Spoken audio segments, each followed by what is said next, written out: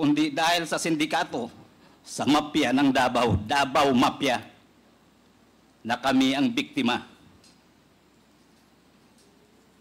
Pasalamat po kami sa Diyos dahil pareho kaming buhay. Si Colonel Pardo po namatay. Si Captain Perote. Si Agent Hernan Abarrio, kasama ko sa customs, patay. Dalawa rin ang namatay sa akin. Sa kanya, ilan ang namatay?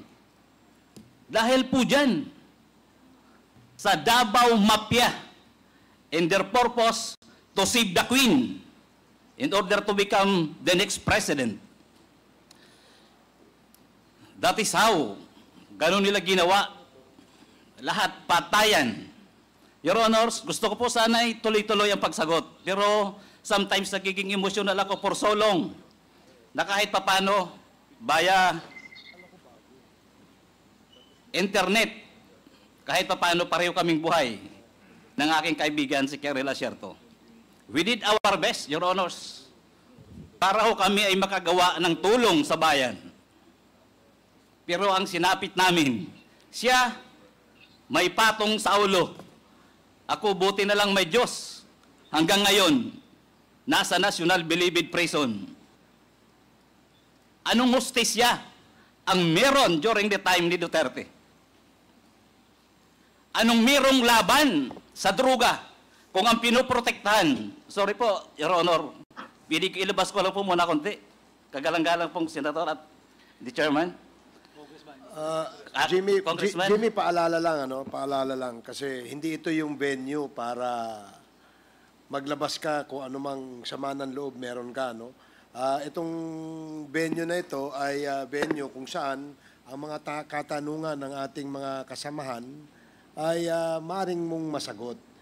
We will give you the time kung ikay matanong tungkol dito sa iyong damdamin tungkol sa isyong ito at the appropriate time. Thank you, Your Honor. Medyo natuwa lang po ako dahil kahit paano nakita kong buhay na buhay si Colonel Asierto. Okay, sige, salamat. Thank you for Your Honor. Congressman Pimentel, please Mr. proceed. Chair. Balikan natin yung tanong ko, Mr. Guban. Kanina binanggit ni Colonel Asierto na siya ang nagbigay sa iyo ng intelligence report regarding doon sa shipment ng Bicapa Trading. Pagkatapos ng intelligence report, ano ang ginawa ninyo? Your Honor, ang nag-implement po niyan ay joint ng PDEA at saka ng Customs. In fact, witness din po doon si Colonel Asierto. Si Colonel Pajardo, then Director ng National Capital Region ng PDEA, nag-exchange po kami ng mga information together with Colonel Asierto.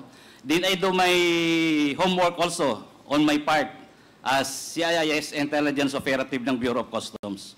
So lahat po ng files, naghahanap kami, nag-backtrack, kung ano po ang trabaho namin as Intelligence Operative sa Bureau of Customs.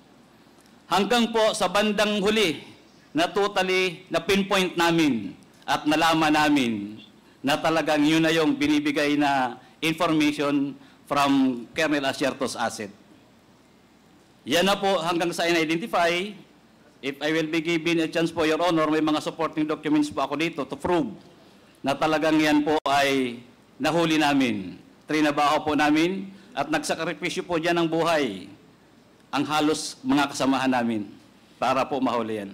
Ngayon, itong sunod na tanong ko sa iyo, importante itong tanong ko sa iyo. Itong dalawang container van na sinasabi na hinuli ninyo na may laman na drug shipment, ito ba or kargamento na pinapakiusap siya.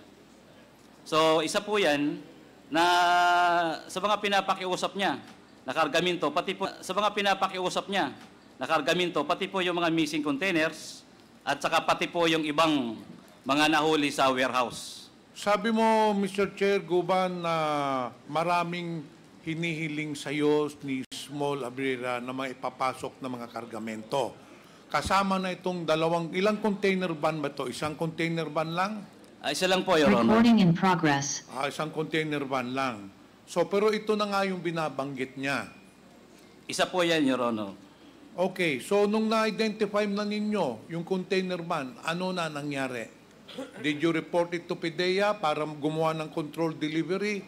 Siyempre, binigyan ka ng information ni Colonel Asierto, binerify ninyo yung container van. Anong sunod na hakbang na ginawa ninyo? Gumawa po kami ng report, Your Honor, together with PDEA. In fact, nandun po lagi sa office ko si Intelligence Officer Bagawi. Your Honor, if I be given time, may dala po ako dito na pirmado po namin ni Bagawi yung ibang mga reports tungkol po dyan sa tinatrabaho naming before, hindi pa magnetic lifter. Basta yun yung subject po namin. Siguro on another occasion, because we will have a next hearing next week, Mr. Chair. Sa pagka-ngayon, marami pang mag-interpellate. But anyway, after nung identify mong container banyo, coordinated with PDEA, ano nang sunod na nangyari? Hanggang sa, Your Honor, inaprobahan na po yung aming request through the Deputy Commissioner for Intelligence ng Bureau of Customs. Inaprobahan na po ni Commissioner na buksan ang container number na yun na ni-request po namin dahil natapos na po namin ma-develop doon po sa Manila International Container Port. And that was also the time, Your Honors, na inorderan si Collector Bakiran para isaayos yung container na yun na may lamang magnetic lifter. So, kailan nyo binuksan yung container van? Kung di po ako nagkakamali, Your Honor, that was August 7, 2018. Pero sa pagkakaalam ko, hindi ba dinalan nyo sa warehouse yung container van? No, Your Honor, sa loob po mismo ng custom po yan hinuli. Hindi po yan nakalabas.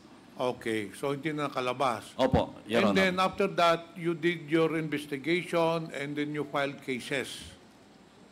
Your Honor, turn over na po namin sa PDEA during that time. Sila na po nun, kasi wala na po sa amin ang trabaho nun. Trabaho na po ng PDEA. After po ng interception, after ng apprehension, nasa PDEA na po ang kamay. Pati po yung pag-inventaryo ng illegal na drogang shabu.